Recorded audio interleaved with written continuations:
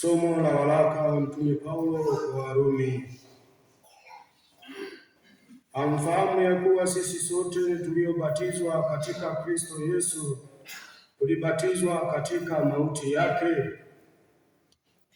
Basi tulizikwa pamoja naye kwa njia ya ubatizo katika mauti yake, kusudi kama Kristo alivyofufuka katika wafu kwa njia ya utukufu wa Baba, vivyo hivyo na sisi tuenende katika upya wa uzima.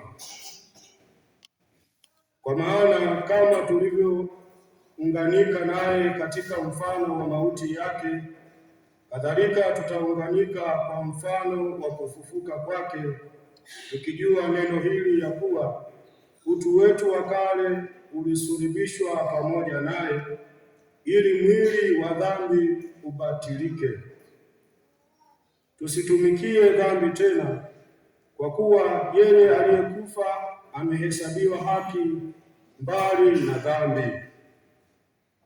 Lakini tukiwa tulikufa pamoja na Kristo, twaamini ya kuwa tutaishi pamoja naye, tukijua ya kuwa Kristo akiisha kufufuka katika wafu hafi tena, wala mauti haimtawali tena. Neno la Bwana.